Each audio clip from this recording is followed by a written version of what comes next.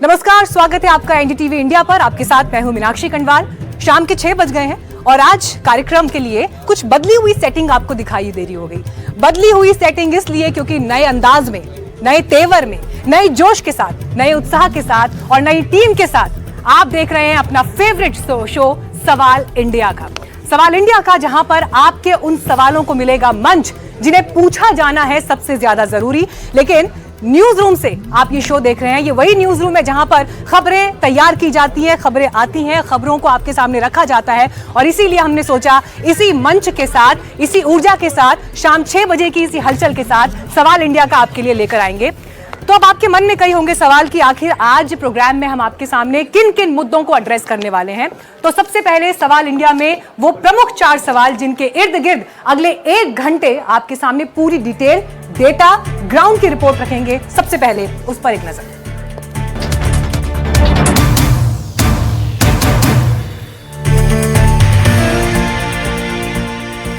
तो आज कार्यक्रम में होगा पहला सवाल, क्या फेसबुक और इंस्टाग्राम से नेपाल में संग्राम शुरू हो चुका है?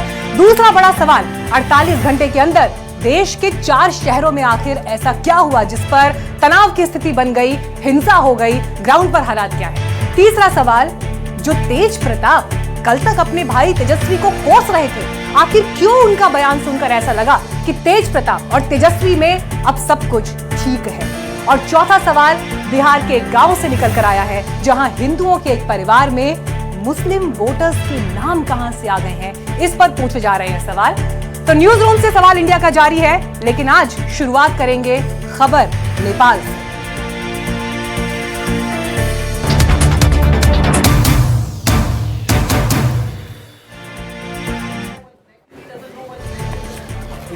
तो देखिए, आज जब नेपाल की बात हो रही है तो नेपाल इसलिए बात हो रही है क्योंकि भारत और नेपाल के संदर्भ में जब बात होती है तो बात रोटी और बेटी के रिश्ते की होती है, सांस्कृतिक रिश्तों की होती है, राजनीतिक इतिहास की होती है, परंपराओं की होती है। लेकिन वही नेपाल सुलग उठा है क्योंकि संसद में पहली बार घुसपैठ की खबर आ रही है। और घुसपैठ करने वाले कौन है? युवा प्रदर्शनकारी जो सोशल मीडिया पर बैन के खिलाफ हैं, अपनी आवाज को दबाने की बात कर रहे हैं। तो इस खबर की पूरी डिटेल पर मैं आऊंगी, लेकिन उससे पहले सबसे पहले शुरुआत एक ब्रेकिंग न्यूज के साथ जो नेपाल के अपडेट पर आ रही है।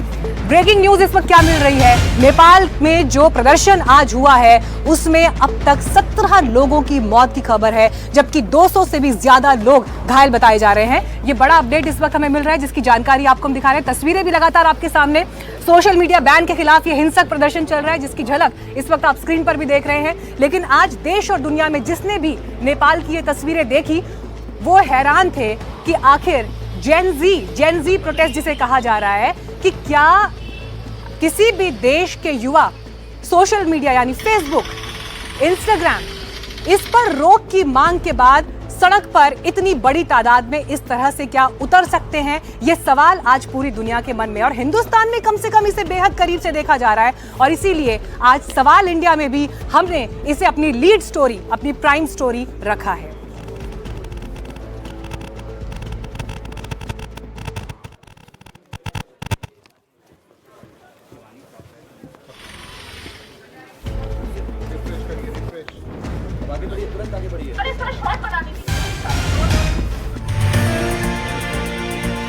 और आइए अब आपको दिखाते हैं कि आखिर नेपाल में कैसे ये हजारों का हुजूम अचानक जमा हो गया, कैसे कॉल दी गई, और जिस समय ये प्रोटेस्ट शुरू हुआ युवाओं के पास वो कौन से सवाल थे जिनकी वजह से उनको संसद की दहलीज तक जाना पड़ा। एक ऐसा प्रोटेस्ट जो नेपाल के इतिहास में पहली बार हुआ।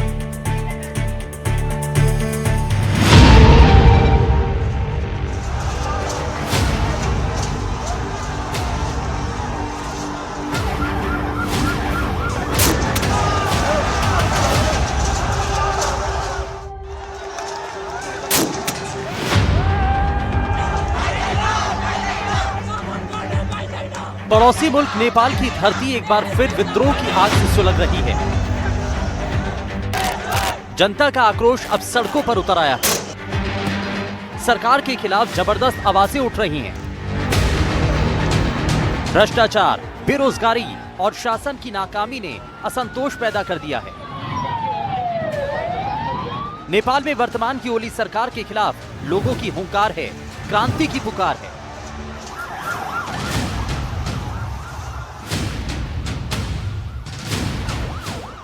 प्रदर्शन से साफ है कि नेपाल में लोकतंत्र की नींव हिलती दिख रही है।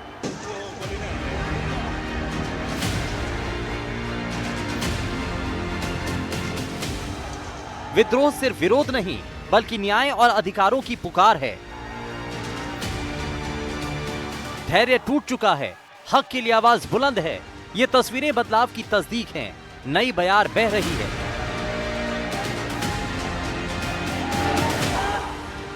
ये विद्रोह व्यवस्था को झकझोरने वाला है, बदलाव की बयार लाने वाला है। नेपाल की राजधानी काठमांडू के संसद भवन के अंदर और बाहर हो रहे इस जबरदस्त बवाल की तस्वीरों ने 3 साल पहले श्रीलंका में हुए हिंसक प्रदर्शन की याद दिला दी है। तब श्रीलंका में लोग राष्ट्रपति भवन के अंदर घुस गए थे।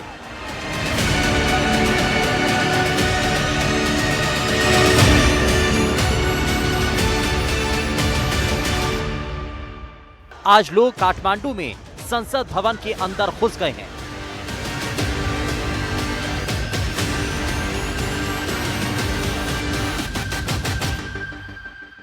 नेपाल में यह प्रदर्शन सिर्फ राजधानी काठमांडू तक सीमित नहीं है, बल्कि कई शहरों में अपने हक की आवाज को लेकर लोग सड़क पर उतर आए हैं।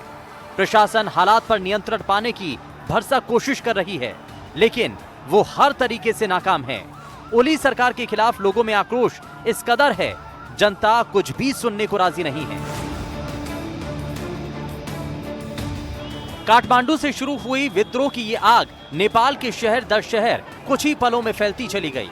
हालात ऐसे बन गए कि राष्ट्रपति भवन समेत कई संवेदनशील इलाकों में कर्फ्यू लगाने की नौबत आ गई। प्रदर्शन इतना उग्र और हिंसक है कि अब तक इसमें 10 से ज्यादा लोगों की मौत हो चुकी है। वहीं घायलों की संख्या 200 पार है। नेपाल में सड़क पर आवाम है, प्रशासन रोकने में नाकाम है। हालात बद से बदतर होते जा रहे हैं। उम्मीद है सरकार अपना फैसला बदलेगी, ताकि न सिर्फ युवाओं का आक्रोश कम हो, बल्कि जो मांगे की जा रही हैं वो जनता के हक में पूरी की जाएं। Bureau report, NDTV India. Internet के जरिए जिन सोशल मीडिया एप्स का इस्तेमाल होता है, सोशल मीडिया अकाउंट्स का इस्तेमाल होता है, उन्हीं के खिलाफ, उन पर बैन के खिलाफ जब ये प्रदर्शन था, तो आज इन तस्वीरों ने दुनिया भर के इंटरनेट को क्रैश कर दिया। ये एक बड़ा अपडेट था। इसीलिए सवाल इंडिया में आज हमने इसे लीड स्टोरी के रूप में भी लिया कि क्या ये प्रदर्शन नेपाल में लोकतंत्र की नींव भी हिला सकता है। ये बड़ा सवाल है। अभी ये प्रोग्राम आप इस वक्त देख रहे हैं, आप में से बहुत से लोग टीवी पर देख रहे होंगे, लेकिन बहुत सारे लोग यूट्यूब के जरिए ये कंटेंट कंज्यूम कर रहे होंगे। बहुत से लोग इसे एक्स प्लेटफॉर्म पर देख रहे होंगे, फेसबुक पर देख रहे होंगे। लेकिन आप खुद सोचिए, जिस समय आप मुझे ये न्यूज बोलते हुए देख रहे हैं, अगर ये न्यूज इमीडिएट बंद हो जाए, क्या आप प्रोटेस्ट करने के लिए निकल सकते हैं? तो फिर आखिर नेपाल में यूथ इस तरह से सड़कों पर क्यों उतर आए, सवाल है। और ये जो विद्रोह शुरू हुआ है, जेन जी, ये कौन है? इस पीढ़ी के इस तरह से प्रदर्शन में उतरने के पीछे का कारण क्या है? तो सबसे पहले जेन जी वो पीढ़ी है जो 1996 से लेकर 2010 के बीच पैदा हुई है। यानी वो लोग जो इस समय 15 से लेकर 30 साल के बीच हैं। और ये वो पीढ़ी है जो सूचना क्रांति के दौर में पैदा हुई है। और यही वजह है कि मोबाइल फोन और इंटरनेट का इस्तेमाल इन्हें बखूबी आता है, और इससे जुड़े एप्स का इस्तेमाल शायद वो सबसे बेहतर तरीके से कर रहे हैं। और इन्हीं एप्स के जरिए जो वो एक्सप्रेस कर रहे हैं, जो उनका एक्सप्रेशन है, उसे वो अपना अधिकार, अपनी आवाज मानते हैं। जाहिर है उनके बड़े सपने हैं और आधुनिक सोच है। वो पुरानी परंपराओं से बंधा हुआ महसूस नहीं करते और अपनी राय खुलकर सामने रखना पसंद करते हैं। और यही वजह है कि नेपाल में 26 सोशल मीडिया प्लेटफॉर्म्स पर पाबंदी ने इन्हें सड़कों पर ला दिया है। पाबंदी से हजारों युवाओं का रोजगार छिन गया है। इन युवाओं का यह कहना है कि स्वतंत्र आवाज उनका अधिकार है, जिसे दबाने की कोशिश हो रही है। वो रोजगार की कमी, भाई भतीजावाद और भ्रष्टाचार से नाराज हैं और पूछ रहे हैं कि टैक्स देने वालों का पैसा आखिर जा कहां रहा है। तो नेपाल की राजधानी काठमांडू में दोपहर 12 बजे के आसपास जब प्रदर्शन शुरू हुआ, तो चंद मिनटों के अंदर ही तस्वीर कुछ ऐसी थी जो इस वक्त आप स्क्रीन पर देख रहे हैं। ऐसा मंजर था जो शायद ही नेपाल में इससे पहले कभी देखा गया होगा।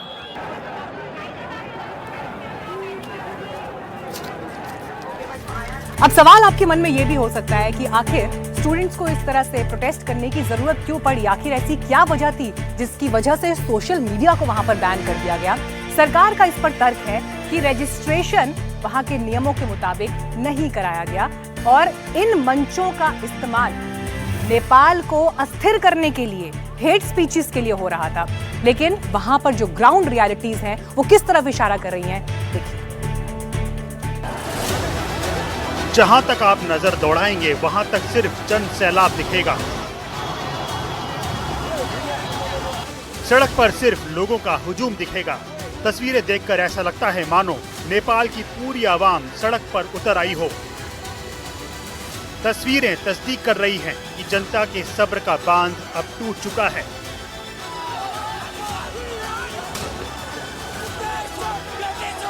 वादा खिलाफी और भ्रष्टाचार ने विश्वास की जड़ें हिला दी हैं। गांव से लेकर शहर तक हर जगह नेपाल में जनता सड़क पर है। नेपाल में ये वो लोग हैं जिन्होंने बदलाव की मांग को लेकर संग्राम छेड़ दिया है।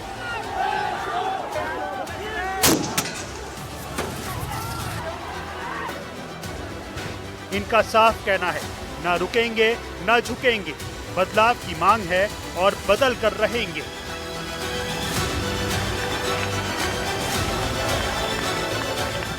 आपको दो तस्वीरें दिखाते हैं। 4 सितंबर को सरकार ने कुछ सोशल मीडिया ऐप्स पर बैन लगाया था और इसके ठीक 4 दिनों के बाद ही नेपाल की आवाम सड़क पर है। अपने हक के खिलाफ आवाज को बुलंद किया और लाखों लोग सड़क पर उतर आए। सोशल मीडिया पर बैन के खिलाफ नेपाल की जनता की तरफ से सरकार के खिलाफ बगावत आपके सामने है। प्रदर्शनकारियों पर काबू पाने के लिए पहले तो आंसू गैस के गोले छोड़े गए, फिर लाठियां बरसाई गई, लेकिन ओली सरकार के खिलाफ लोगों में उबाल इस कदर था कि लोग जरा भी हिलने को तैयार नहीं थे।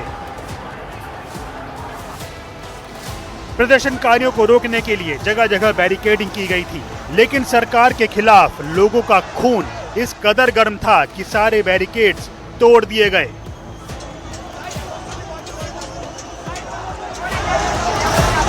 सरकारी दफ्तरों और संवेदनशील इलाकों में विशेष सुरक्षा की गई थी, लेकिन इतने बड़े हुजूम के सामने सुरक्षा व्यवस्था कहीं नहीं टिकी। समझने समझाने की बात तो दूर, लोग बातचीत के लिए बिल्कुल तैयार नहीं थे। प्रदर्शन दोपहर करीब 12 बजे के आसपास शुरू हुआ और देखते ही देखते कुछ मिनट के अंदर नेपाल की आवाम सड़कों पर थी।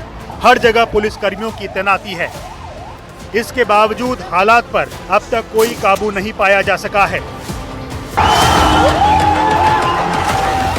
लगातार आंसू गैस के गोले छोड़े जा रहे हैं, लाठीचार्ज किया जा रहा है। कुछ देर के लिए तो भीड़ तितर बितर होती है, लेकिन फिर एक हो जाती है। तस्वीरों से साफ है कि अगर ये प्रदर्शन नहीं रुका और जारी रहा तो बड़ा जन आंदोलन बन जाएगा, जो कि ओली सरकार के लिए खतरे की घंटी है। उधर नेपाल में प्रदर्शन चल रहा है, इधर प्रदर्शन को देखते हुए भारत की सीमा से सटे इलाकों में भी हाई अलर्ट जारी कर दिया गया है। बीएसएफ अलर्ट मोड में है ताकि किसी भी वक्त जरूरी एक्शन लिया जा सके। Bureau report, NDTV India. तो सवाल इंडिया का इस वक्त ये भी है कि आखिर प्रदर्शनकारियों के मन में इस वक्त क्या चल रहा है, क्या सोच रहे हैं और ये प्रोटेस्ट आगे कहां तक जाएगा। इसी के लिए हम ग्राउंड से अपडेट लेते हैं। हमारे साथ इस वक्त खास मेहमान जुड़ रहे हैं। आशुतोष, कौन हमारे साथ मेहमान इस वक्त जुड़ रहे हैं? पुष्कर विक्रम शाही है, जो नेशनल स्टूडेंट यूनियन के नेता है। पुष्कर विक्रम शाही, नेता नेशनल स्टूडेंट यूनियन नेपाल, हमारे साथ जुड़ रहे हैं। पुष्कर जी, सबसे पहले तो आपका स्वागत है एनडीटीवी इंडिया पर। कहां तक ये प्रदर्शन जाएगा और इस वक्त जब आप लोग प्रोटेस्ट कर रहे हैं, क्या आपकी मांगे हैं और किसी ने क्या अभी तक आपसे बातचीत की कोशिश की? पहले आपको बताना चाहता हूँ, जो ये अभी ये प्रोटेस्ट शुरू हुआ है, ये प्रोटेस्ट की मूल जड़ का कारण जो गवर्नमेंट में बैठे हुए पुराने पीढ़ी है और जो आंदोलनरत जो नई पीढ़ी, इन दोनों के बीच में जो एक बहुत ही बड़ा पॉलिटिकल ओपिनियन डिफरेंस है, उसके कारण से ये आज आंदोलन शुरू हुआ है। आपके अनुसार जो ये सोशल मीडिया बैन है, वो एक ही प्रमुख कारण नहीं, इधर बहुत ही इश्यूज है। मेन इश्यू यह है कि जो गवर्नमेंट में बैठे हुए लोग हैं, उनका जो डिलीवरी जो नए जनरेशन के लोग एक्सपेक्ट कर रहे हैं, उस तौर पे वो डिलीवरी एक्सपेक्ट जिस तौर पे वो कर रहे हैं, उस तौर पे वो नहीं पा रहे, इसलिए आज वो आंदोलन में उठे। जो आंदोलन आज उन्होंने स्टार्ट किए, वो आंदोलन ने एक ऐसा मूवमेंट आज नेपाल भर में ले लिया कि वो खुद भी एक्सपेक्ट नहीं कर रहे थे कि वो इतना बड़ा कर सकते थे। पर अफसोस चंद घुसपैठियों के कारण की वजह से आज बहुत ही लोगों की आज जान भी जा चुकी है। वो जिस हिसाब से शांतिपूर्ण हिसाब से आंदोलन करने की प्रयास थी, वो प्रयास आज टूटी है। पुष्कर जी, एक बात बताइए मुझे, आप लोगों ने ये प्लान किया था कि हम शांतिपूर्ण तरीके से प्रदर्शन करेंगे, लेकिन इतने लोग सड़क पर कैसे उतर कर आ गए? कैसे इतने लोगों को मोबिलाइज किया गया? कैसे इतनी भीड़ इन युवाओं की इकट्ठी हो गई जबकि सोशल मीडिया पर बैन था? तो ये मैं बात बता रहा हूँ, जो सरकार में बैठे हुए पुरानी पीढ़ी है और जो अभी न्यूअर जनरेशन सड़क में है, उनके बीच में एक बहुत ही बड़ा जनरेशन गैप है। और जो डिलीवरी जो ये नए जनरेशन एक्सपेक्ट कर रहे हैं, वो उस लेवल की डिलीवरी वो पुराने जनरेशन के गवर्नमेंट के बैठे हुए लोग दे नहीं पा रहे। पर फिर भी जब सोशल मीडिया बैन हुए, आपके बहुत सारे नेपाली सिटीजन जो सोशल मीडिया से अपने आप को एंटरप्रेन्योर के हिसाब से इनकम कर रहे थे, उनका उधर से भी लाइन कट गया। उसके बाद अभी नेपाल में टिकटॉक अभी भी अवेलेबल है। टिकटॉक में जब ये ट्रेंड शुरू हुआ, टिकटॉक की वजह से एकदम बम्बार्डमेंट हो गया और आज उसी के कारण टिकटॉक में जिस हिसाब से वो बम्बार्ड होगा, इसी के कारण से आज ये लोग इतने सारे लोग जमा हो गए। धन्यवाद पुष्कर जी आपका हमारे साथ जुड़ने के लिए और वहाँ की ग्राउंड रियलिटीज़ जो है वो हमारे साथ शेयर करने के लिए, क्योंकि इस वक्त ये बड़ी बात है जिसका जिक्र अभी पुष्कर जी भी कर रहे थे कि सिर्फ देखिए सोशल मीडिया बैन तक ही बात सीमित नहीं है, बल्कि यहाँ पर महत्वपूर्ण ये भी है कि नई पीढ़ी पुरानी पीढ़ी के बीच जो एक फर्क आ रहा है और सरकार उसे डील करने में जिस तरह से नाकामयाब हुई है, ये उनका एक बड़ा आरोप है। बहरहाल सवाल इंडिया में बढ़ते हैं आगे और अब आपको लेकर चलते हैं कर्नाटक की तरफ। कर्नाटक का जिक्र इसलिए क्योंकि अभी हाल ही में गणेश उत्सव का समापन हुआ, जहां पर विसर्जन की देश भर से आपने तस्वीरें देखी, लेकिन वो गणेश उत्सव जिसे लोकमान्य तिलक ने अंग्रेजों के खिलाफ भारत की एक ताकत बनाया, धार्मिक सांस्कृतिक ताकत बनाया, क्योंकि ये सिर्फ एक धार्मिक पर्व नहीं रह गया था, बल्कि इसे संस्कृति को सहेजने के साथ साथ अंग्रेजों के खिलाफ भी एक औजार की तरह इस्तेमाल किया गया। आज उसी गणेश उत्सव के दौरान जब दो गुटों के बीच पत्थर चल गए तो सवाल फिर बड़ा हो जाता है और इसीलिए ये सवाल इंडिया का है। हिंदू संगठनों पर पुलिस का लाठीचार्ज। पुलिस ने लोगों को दौड़ा दौड़ा कर पीटा। महिला प्रदर्शनकारियों की भी पिटाई। सड़क पर जूते चप्पल छोड़कर भागे लोग। सड़क पर हिंदू संगठन के कार्यकर्ताओं का विरोध। पत्थरबाजी के विरोध में फूंका पुतला। आगे की पूरी कहानी आपको बताएं, उससे पहले ये दो तस्वीरें देखिए। पहली तस्वीर में पुलिस हिंदू संगठन के कार्यकर्ताओं पर लाठीचार्ज कर रही है। दूसरी तस्वीर में हिंदू संगठन के कार्यकर्ता मूर्ति विसर्जन पर हुए पथराव का विरोध कर रहे हैं। दरअसल सड़क पर हो रहे भारी बवाल की ये तस्वीर कर्नाटक के मांड्या की है। मांड्या में भारी संख्या में हिंदू संगठन के लोग विरोध प्रदर्शन के लिए सड़क पर उतरे थे। हिंदू संगठन के कार्यकर्ता जगह जगह पुतला फूंक रहे थे और नारेबाजी कर रहे थे।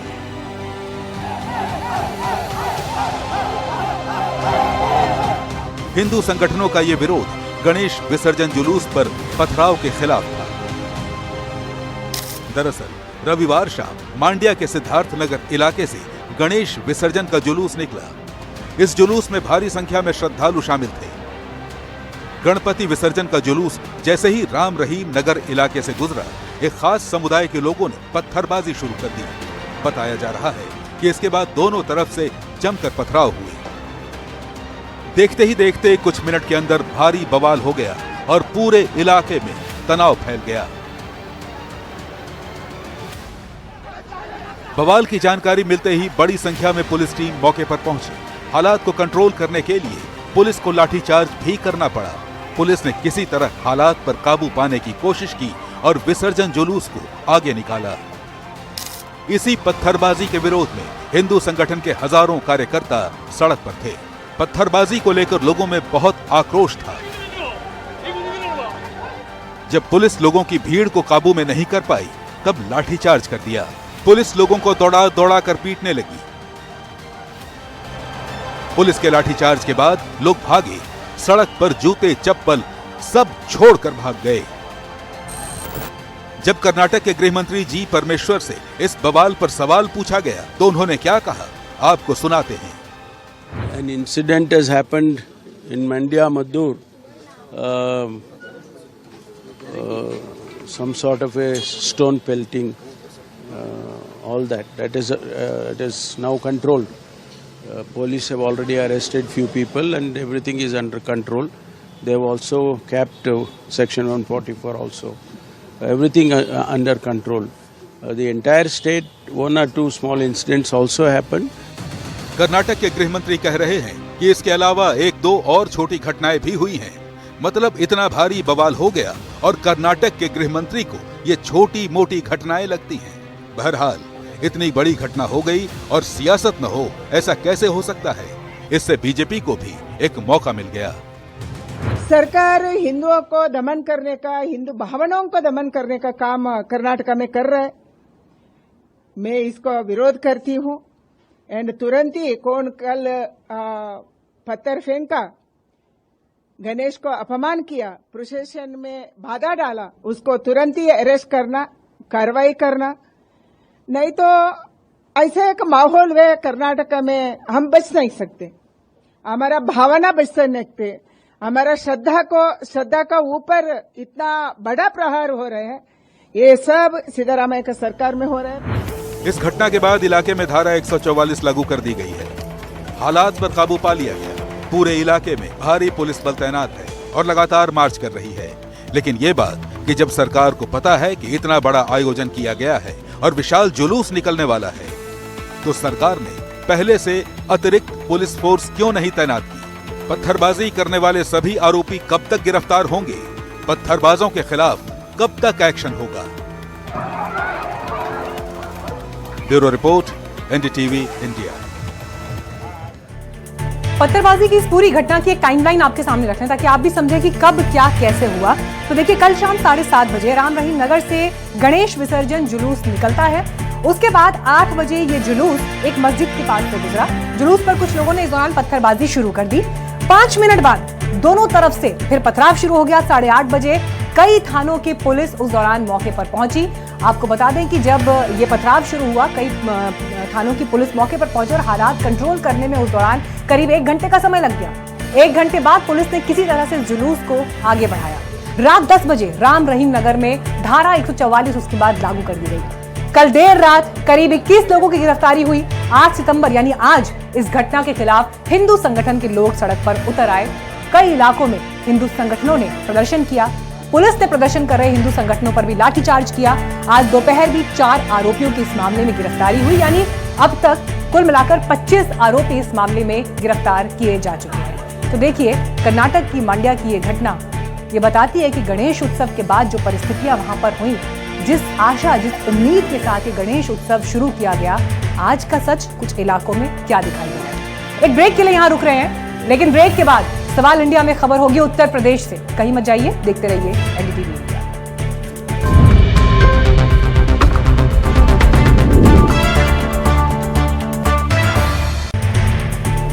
आप देख रहे हैं सवाल इंडिया का और इस वक्त सवाल इंडिया में बड़ी खबर हमारे पास आ रही है एक बार फिर नेपाल से, जिसके साथ हमने शुरुआत की थी। नेपाल में अब तक जो प्रोटेस्ट वहां पर हुए हैं उसकी वजह से 17 लोगों की मौत की खबर है, जबकि 200 से ज्यादा लोग घायल हैं। इस बीच आपको अपडेट ये भी दे दें कि आपातकाल बैठक वहां पर होने वाली है कुछ ही पलों में, उसका भी अपडेट आपके सामने रखेंगे।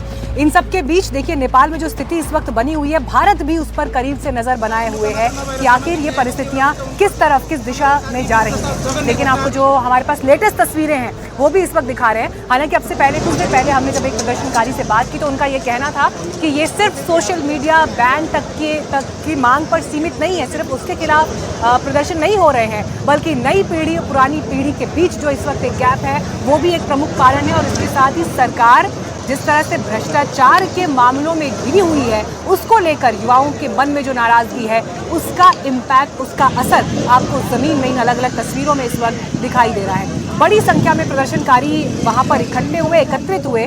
और कुछ देर पहले जब हमने एक प्रदर्शनकारी से बात की तो उनका ये भी कहना था कि ये नेपाल का सबसे बड़ा विद्रोह यूं ही नहीं बन गया है, इसके पीछे कारण है जिसकी झलक आपको सड़कों पर दिखाई दे रही है। आर्मी के फ्लैग मार्च की तस्वीरें भी इस वक्त आप देख रहे हैं और दूसरी तरफ जो युवाओं की भीड़ प्रोटेस्ट में हिस्सा ले रही है, उनकी भी तस्वीर। थोड़ी ही देर में नेपाल कैबिनेट की आपात बैठक भी है। नेपाल के इतिहास में ये अब तक का सबसे बड़ा प्रोटेस्ट है, जिसमें सीधे सीधे जो जेन ज़ी है उसने इस प्रोटेस्ट को लीड किया है। सोशल मीडिया पर बैन के खिलाफ नाराजगी इसका एक कारण, लेकिन 1996 से लेकर 2010 के बीच जो पीढ़ी पैदा हुई है, वो लोग जिन्हें जेन ज़ी कहकर संबोधित किया जाता है, 15 से 30 साल की आयु के जिनको आप देख रहे हैं, और उनके कंधों पर सवार होकर नेपाल में क्रांति की ये तस्वीरें इस वक्त आप देख रहे हैं। काठमांडू समेत कई ऐसे शहर हैं जहां पर इस वक्त ये प्रोटेस्ट जारी है। Me as a Nepali citizen, something came up to me. So me and my friends, we decided to come to the protest. And before coming to the protest, I feel like I've become a different person in a different sense after witnessing whatever that's happened in the protest. And it saddens me to see that how the people we're protesting against do not care about us. Up to date 5. तो देखिए प्रदर्शन की जो ये तस्वीरें आप देख रहे हैं, इस बीच हमारे पास जो बड़ा अपडेट आ रहा है, क्योंकि जो मुख्य शहर है, मुख्य इलाके हैं, वहां पर कर्फ्यू की सूरत है, और उस कर्फ्यू के बीच इस वक्त जो आर्मी का फ्लैग मार्च भी आप देख रहे हैं, ये इंटीरियर एरियाज में भी इस वक्त हो रहा है। और ऐसी आशंका है कि बहुत से प्रदर्शनकारी इन इंटीरियर एरियाज में चले गए हैं जहां पर इस वक्त आर्मी का फ्लैग मार्च है, उन तक पहुंचने की कोशिश है। लेकिन इन सब के बीच नेपाल की सरकार क्या इस वक्त युवा प्रदर्शनकारियों का जो आपको सड़क पर प्रदर्शन दिखाई दे रहा है उसके आगे झुकेगी? वहां पर क्या होगा? क्या ये लोकतंत्र, नेपाल के लोकतंत्र के लिए एक बड़ा खतरा बनकर सामने आ गया है? ये वो सवाल है जिस पर इस वक्त न सिर्फ भारत करीब से नजर बनाए हुए बल्कि पूरी दुनिया इसे करीब से देख रही है। सोशल मीडिया के भी बैन को लेकर जो सारे सवाल हैं, उनके बीच सरकार का ये तर्क है कि अपने देश में जो नियम थे उनका पालन नहीं हुआ, उनके तहत रजिस्ट्रेशन नहीं हुआ और इसलिए ये बैन लगाया गया। लेकिन इन मंचों का इस्तेमाल सरकार के खिलाफ हो रहा था, हेट स्पीचेस के लिए हो रहा था, सरकार को अस्थिर करने के लिए हो रहा था। तो ये वो नाराजगियां हैं जिनका असर आपको नेपाल की सड़कों में युवाओं के प्रदर्शन के रूप में दिखाई दे रहा है। कहीं पर वाहनों को आग लगा दी गई है, कहीं पर झंडे लेकर बैरिकेड्स पर आपको ये यूथ जो है इस वक्त प्रोटेस्ट करता हुआ दिखाई दे रहा है। बहुत से ऐसे हिस्से भी हैं जिनको काबू में कर लिया गया है, लेकिन इंटीरियर एरियाज में भी अब आर्मी का फ्लैग मार्च इस वक्त जारी है।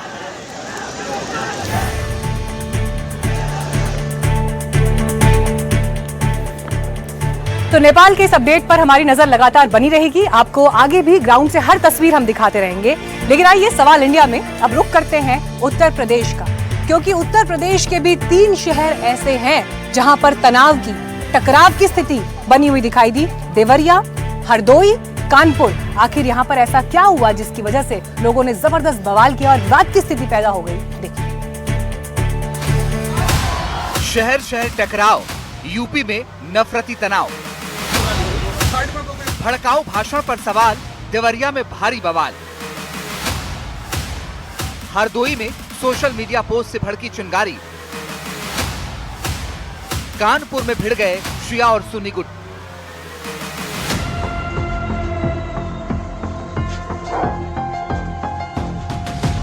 यूपी के 3 शहरों की तस्वीरें देखिए। पहली तस्वीर देवरिया की है, जहां बारावफात जुलूस में भड़काऊ बयानबाजी के बाद तनाव पैदा हो गया। वहीं हरदोई में सोशल मीडिया पर विवादित पोस्ट के बाद बवाल हो गया, तो वहीं कानपुर में मुस्लिम समुदाय के शिया और सुन्नी गुट आपस में भिड़ गए।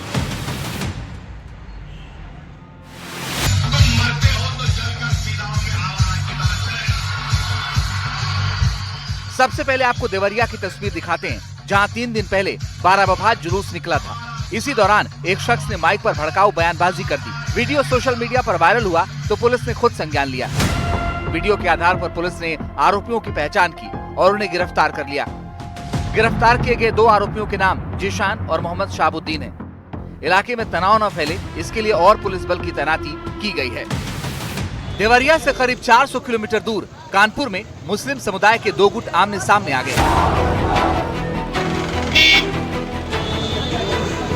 ये पूरा विवाद सोशल मीडिया पर एक विवादित पोस्ट को लेकर हुआ।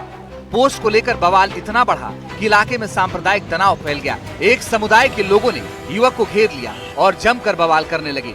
बवाल इतना बढ़ा कि लोगों ने घर का दरवाजा भी तोड़ दिया और अंदर घुस गए। गनीमत थी कि कुछ लोगों ने पुलिस को फोन कर घटना की जानकारी दी, जिससे एक बड़ा हादसा टल गया।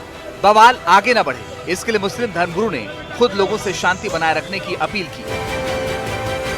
आप लोग से गुजारिश है कि आप लोग अपने अपने घरों में चले जाएं। यहाँ पे जो लोग हैं भीड़ बिल्कुल न जमा करें। इसलिए प्रशासन से बात हो गई है, जिन्होंने ये हरकतें की हैं इंशाअल्लाह वो अंदर जाएंगे और उनको पकड़ लिया गया है। उसके खिलाफ मुकदमा लिख के कार्रवाई करी जा रही है। आप लोग परेशान बिल्कुल न हो, आप लोग अपने अपने घरों में चले जाए। इस घटना के बारे में पुलिस अधिकारी का क्या कुछ कहना है, ये भी आपको सुनाते हैं। तो उस बच्चे के द्वारा ये बताया गया कि उसे जानकारी नहीं था उसको लिखा क्या है, और जिसके क्रम में उसने पोस्ट कर दिया था, उसने पोस्ट को डिलीट किया। उसको हम लोग हिरासत में लिए हैं पूछताछ के लिए, और इन लोगों से अपील किए हैं कि जिनको आपत्ति है तहरीर से उसको मुकदमा देखेंगे। दोनों पक्षों के जो भी धर्मगुरु रहे वो आए, वो चाहे सिया पक्ष हो चाहे सुन्नी पक्ष हो, और उन्होंने लोगों से अपील की है और लोग अपने अपने घर चले गए हैं। शांति व्यवस्था कायम है, किसी भी प्रकार की कोई दिक्कत नहीं है, और उस बच्चे के ऊपर जो भी लीगल एक्शन हो हम किया करेंगे। इलाके में शांति व्यवस्था बनाए रखने के लिए अतिरिक्त पुलिस बल की तैनाती की गई। वहीं हरदोई में भी व्हाट्सएप ग्रुप पर एक विवादित पोस्ट के चलते बवाल हो गया। दरअसल एक युवक ने धर्म को लेकर व्हाट्सएप ग्रुप में विवादित पोस्ट कर दिया था। इस पोस्ट के वायरल होने के बाद लोगों में आक्रोश फैल गया और भारी संख्या में लोग नारेबाजी करते हुए थाने पहुंच गए। आक्रोशित भीड़ को देख मौके पर कई थानों की पुलिस फोर्स को बुलाया गया। पुलिस ने फौरन आरोपी युवक को गिरफ्तार किया, जिसके बाद लोग शांत हुए। फिलहाल पुलिस आरोपी से पूछताछ कर रही है। Bureau report, NDTV news.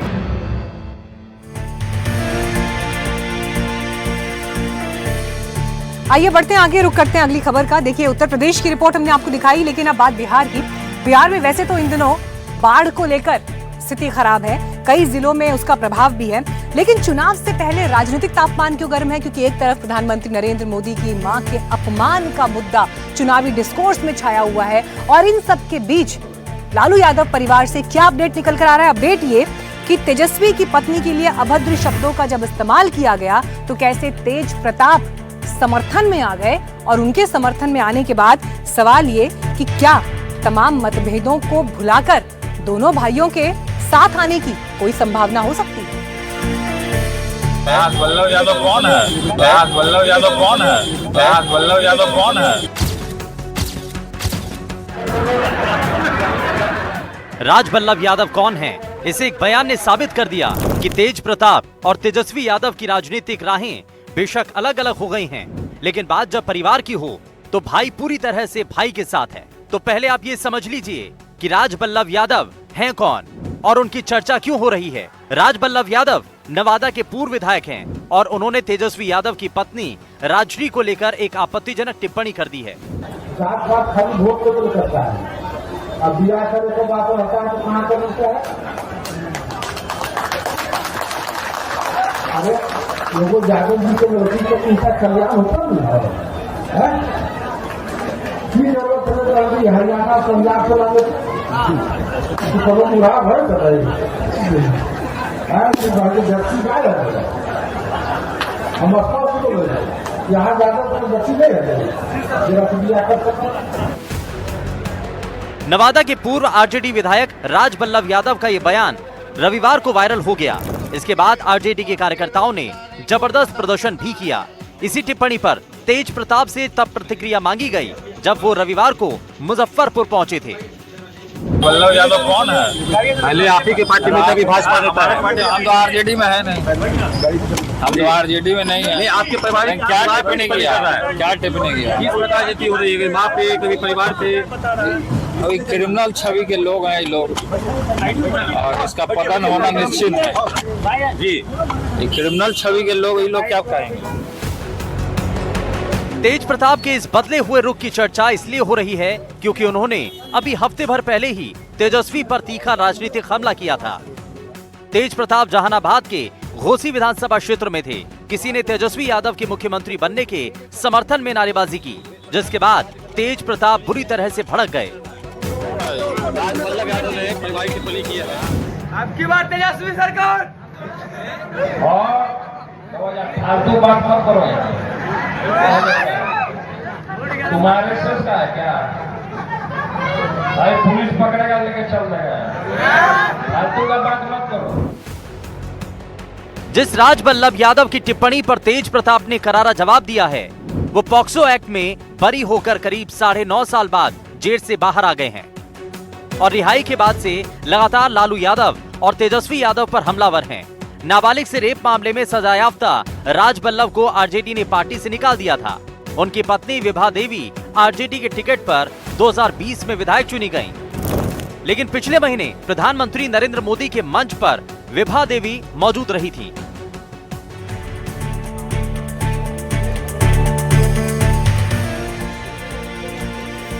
Bihar में अक्सर राजनीतिक रूप से जब ये सवाल पूछा जाता है कि बिहार में काबा, तो बिहार में चुनाव का वक्त भी है, बिहार में बाढ़ भी है और राजनीतिक बयानों का तापमान भी गर्म है। लेकिन इन सब के बीच देखिए, विकास जब कंधे पर सवार होकर बोलता है तो कैसी तस्वीर होती है। ये तस्वीर बिहार के कटिहार में दिखाई दी, जहां पर सांसद साहब बाढ़ का जायजा लेने के लिए जब जमीन पर उतरे तो जमीन पर भी पूरी तरह से उतर नहीं पाए। पहले वो ट्रैक्टर पर बैठे, फिर मोटरसाइकिल पर बैठे, फिर नाव पर भी बैठे, और जहां पर ये तीनों विकल्प फेल हो गए उसके बाद क्या हुआ, कंधे पर बैठने तक की मजबूरी आ गई। तो ये थी ग्राउंड की वो रिपोर्ट जो सांसद साहब को आज नजर आई।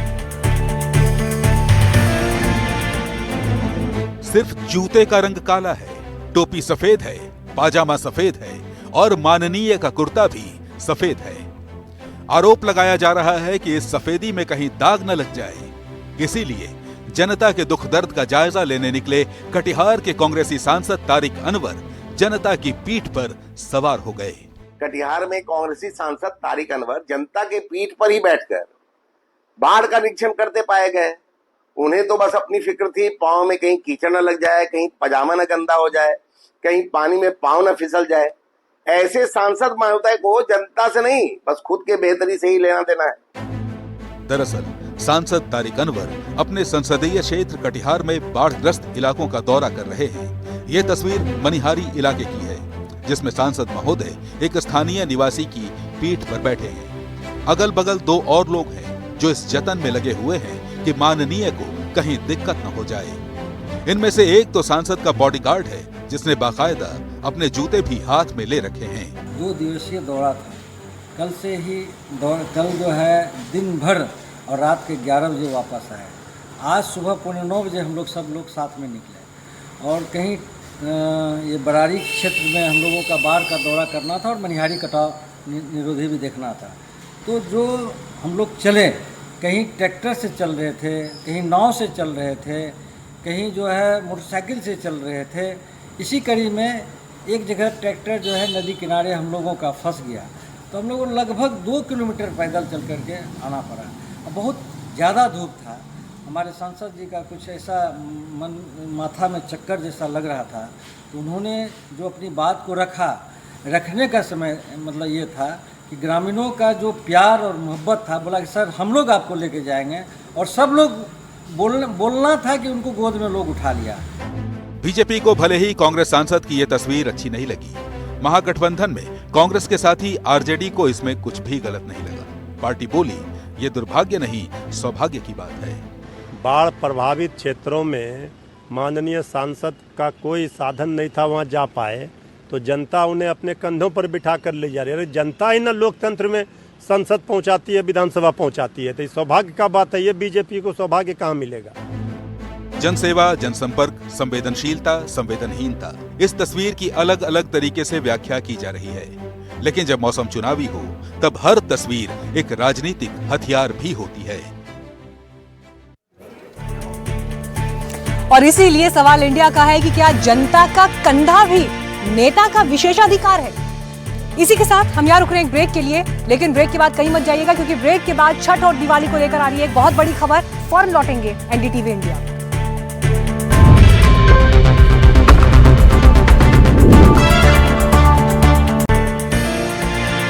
और इस वक्त सवाल इंडिया में हमारे पास आ रही है बड़ी खबर, ब्रेकिंग न्यूज दिवाली और छठ को लेकर। देखिए, अमूमन जब लोग अपने घरों को लौटते हैं पर्व मनाने के लिए, तो उस दौरान आपको रेलवे स्टेशन पर जबरदस्त भीड़ दिखाई देती है। बड़ा अपडेट यह है कि इस बार रिकॉर्ड संख्या में विशेष ट्रेन चलाने का फैसला किया गया है छठ और दीपावली पर। यह बड़ी खबर आ रही है।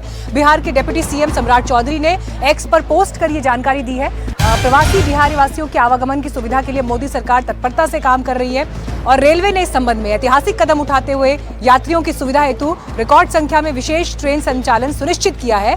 2024 में 7,500 ट्रेन की जगह जो स्वीकृत थी, इस साल 12,739 विशेष ट्रेन को स्वीकृति दी गई है, जिनमें से 8,591 ट्रेन की अधिसूचना भी जारी हो चुकी है।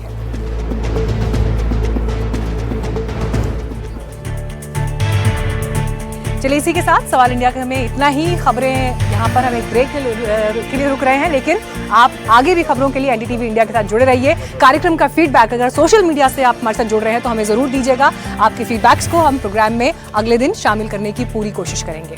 देखते रहिए एनडीटीवी इंडिया।